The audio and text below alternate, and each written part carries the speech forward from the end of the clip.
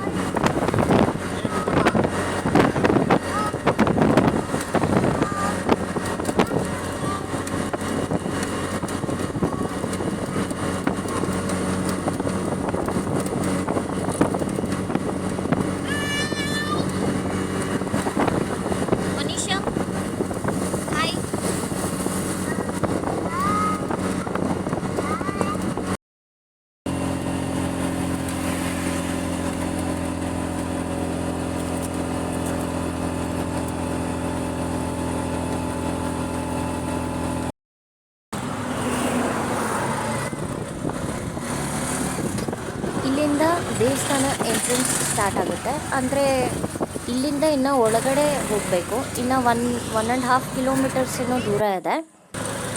ಇದು ಮೇನ್ ಮುಖ್ಯ ದ್ವಾರ ಅಂತ ಹೇಳ್ತಾರಲ್ಲ. ಸೊ ಇಲ್ಲಿಂದ ಬಸ್ ಫೆಸಿಲಿಟಿ ಹಾಗೆ ಟ್ರೈನ್ ಫೆಸಿಲಿಟಿ ಎಲ್ಲ ತುಂಬ ಇದೆ. ಬಟ್ ನಾವು ರೆಗ್ಯುಲರಾಗಿ ನಾವು ಅಪ್ಪನ ಜೊತೆನೇ ಹೋಗೋದು ನಾವು.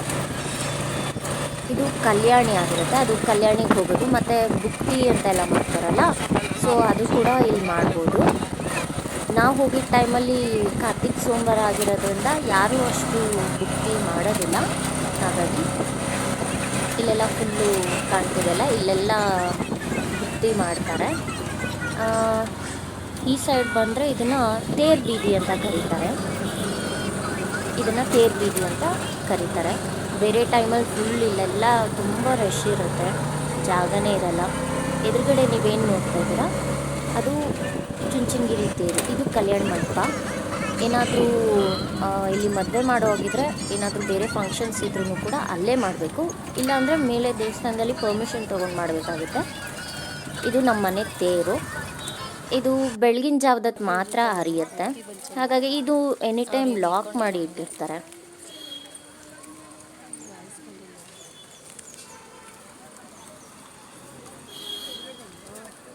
ಒಂದೇ ನಿಮಿಷ ಇರಿ, ನಿಧಾನ ಅಮ್ಮ ಹಿಡ್ಕೊಳ್ಳಿ ಫಸ್ಟು. ಲಾಕ್ ಮಾಡಿರೋದ್ರಿಂದ ಎಲ್ಲರೂ ಆಚೆನೇ ಪೂಜೆ ಮಾಡ್ಕೋಬೇಕಾಗತ್ತೆ. ನಾವು ಯಾವಾಗಲೂ ಆಚೆನೇ ಪೂಜೆ ಮಾಡೋದು. ತೇರಿಗೆ ಪೂಜೆ ಮಾಡಬೇಕು ಅಂತಂದರೆ ಹೋಲಿ ಹಬ್ಬದ ದಿನ ನಮ್ಮ ಚುಂಚನಗಿರಿ ತೇರು ಹರಿಯೋದು. ಹಾಗಾಗಿ ನಾವು ಅವತ್ತೇ ಬರಬೇಕಾಗತ್ತೆ. ಅದು ಬಿಟ್ಟರೆ ಯಾವಾಗಲೂ ಹೀಗೆ ಲಾಕ್ ಆಗಿರುತ್ತೆ. ಹೊರಗಡೆನೇ ನಾವು ಪೂಜೆ ಮಾಡ್ಕೋಬೇಕಾಗತ್ತೆ. ಇದಾದಮೇಲೆ ಮೆಟ್ಲಿದೆ, ಮೆಟ್ಲಿಗೆ ಕೂಡ ಪೂಜೆ ಮಾಡ್ತಾರೆ. ಈಗ ಇಲ್ಲಿ ನೀವೇನು ಮೆಟ್ಲು ನೋಡಿದ್ರಿ, ಇಲ್ಲಿ ಕೂಡ ಪೂಜೆ ಮಾಡಿಕೊಂಡು ಮೆಟ್ಲು ಹತ್ಕೊಂಡು ಕೂಡ ಹೋಗ್ಬೋದು. ನಾವು ಡೈರೆಕ್ಟ್ ಆಟೋದಲ್ಲಿ ಮೇಲೇ ದೇವಸ್ಥಾನದ ಹತ್ರನೇ ಹೋಗ್ತೀವಿ. ಕೆಲವೊಮ್ಮೆ ಮೆಟ್ಲು ಹತ್ತೀವಿ, ಇಲ್ಲ ಅಂದರೆ ಈಗ ವೆಹಿಕಲಲ್ಲೇ ಮೆಟ್ಲು ಹತ್ಕೊಂಡು ಹೋಗ್ಬೋದಿತ್ತು. ಬಟ್ ಅಣ್ಣ ಮುಡಿ ಕೊಡಬೇಕಾಗಿತ್ತು. ಸೊ ಹಾಗಾಗಿ ನಾವು ಆಟೋದಲ್ಲೇ ಡೈರೆಕ್ಟ್ ಅಲ್ಲೇ ಹೋಗ್ತಾ ಇದ್ದೀವಿ.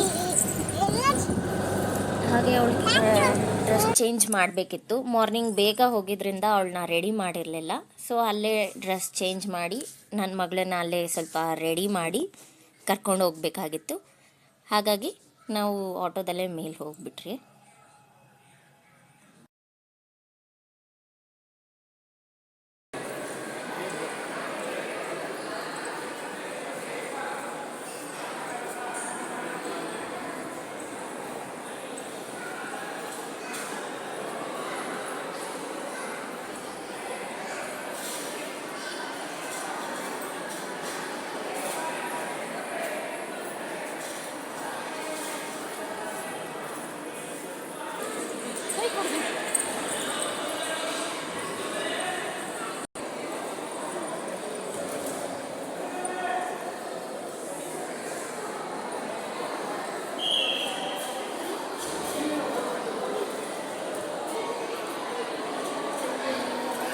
ನನ್ನ ಮಗಳಿಗಂತೂ ದೇವ್ರು ನೋಡೋಕ್ಕಿಂತ ಅಲ್ಲಿ ಮಕ್ಕಳಿರೋದ್ರಿಂದ ಯಾವುದೋ ಮಗು ಬೇರೆ ಸಿಕ್ಬಿಡ್ತು.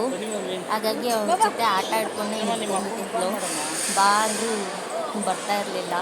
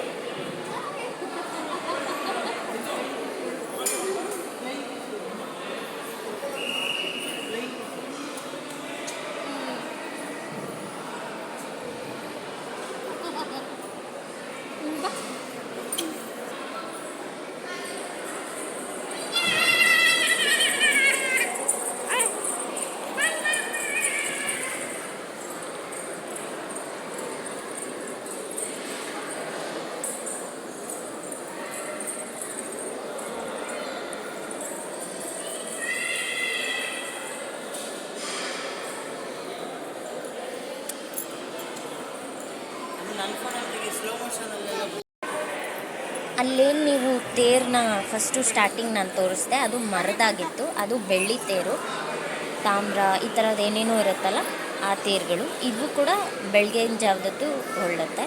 ಇದು ಭೈರವನ ವಾಹನ ಶ್ವಾನ. ಹಾಗೆ ಇದು ನಮ್ಮ ಕಾಲಭೈರವ. ವಿಡಿಯೋ ಮಾಡೋಕ್ಕೆ ಬಿಡಲಿಲ್ಲ, ಬಟ್ ಎಷ್ಟಾಗುತ್ತೋ ಅಷ್ಟು ಮಾಡ್ಕೊಂಡಿದ್ದೀನಿ.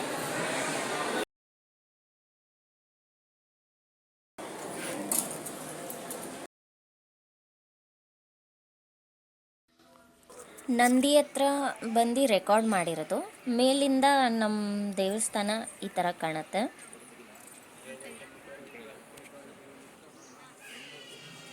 ಇದು ದೊಡ್ಡ ಇದು ನಂದಿ, ಯಾಕಂದರೆ ಎದುರುಗಡೆ ಇನ್ನೂ ತುಂಬ ಶಿವನ ರೂಪಗಳಿದೆ, ಇನ್ನು ದೇವಸ್ಥಾನಗಳಿದೆ. ಹಾಗಾಗಿ ಬೆಟ್ಟದ ಮೇಲೆಲ್ಲ ಹೋಗಿ ದರ್ಶನ ಮಾಡೋಕ್ಕಾಗಲ್ಲ ಅನ್ನೋ ಕಾರಣಕ್ಕೆ ಇಲ್ಲೇ ನಂದಿ ಇದೆ. ಮೇಲೆ ಹತ್ತೋರು ಹತ್ಬೋದು, ಚೈನ್ ಇದೆ ಆ್ಯಂಡ್ ಮೆಟ್ಲುಗಳು ಕೂಡ ಇದೆ. ಬಟ್ ಬೆಟ್ಟನೇ ಜಾಸ್ತಿ, ಬೆಟ್ಟ ಹತ್ತೋದೇ ಜಾಸ್ತಿ ಇದೆ, ಮೆಟ್ಲುಗಳು ಕಮ್ಮಿ ಇದೆ. ದೊಡ್ಡ ದೊಡ್ಡ ಬಂಡೆಗಳನ್ನೆಲ್ಲ ಹತ್ತಬೇಕಾಗತ್ತೆ. ಹಾಗಾಗಿ ಸಾಮಾನ್ಯವಾಗಿ ಯಾರೂ ಅಷ್ಟರಲ್ಲಿ ಹೋಗಲ್ಲ.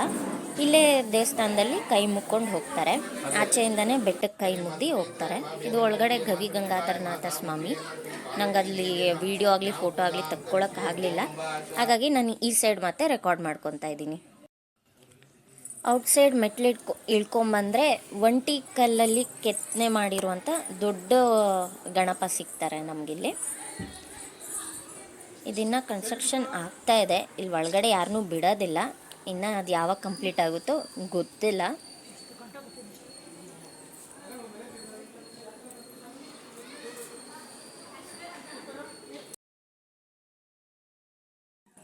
ದರ್ಶನ ಎಲ್ಲ ಮುಗಿಸ್ಕೊಂಡು ಅನ್ನ ಪ್ರಸಾದ ಇತ್ತು. ಎನಿ ಟೈಮ್ ಪ್ರಸಾದ ಇದ್ದೇ ಇರುತ್ತೆ. ನೀವು ಯಾವಾಗ ಹೋದ್ರೂ ಪ್ರಸಾದ ಇರುತ್ತೆ. ಹಾಗಾಗಿ ನಾವು ಪ್ರತಿ ಬಾರಿ ಪ್ರಸಾದ ತಿಂದ್ಕೊಂಡೇ ಬರೋದು. ಪ್ರಸಾದ ತಿಂದ್ಕೊಂಡು ಒಂದು ಸ್ವಲ್ಪ ಹೊತ್ತು ಅಲ್ಲೇ ಟೈಮ್ ಸ್ಪೆಂಡ್ ಮಾಡಿ ಆ ನಂತರ ಹೊರಡ್ತೀವಿ. ಇದಾಗಿತ್ತು ಇವತ್ತಿನ ನನ್ನ ವಿಡಿಯೋ. ಹಾಗೆ ನೆಕ್ಸ್ಟ್ ವಿಡಿಯೋದಲ್ಲಿ ಸಿಗೋಣ. ಬಾಯ್.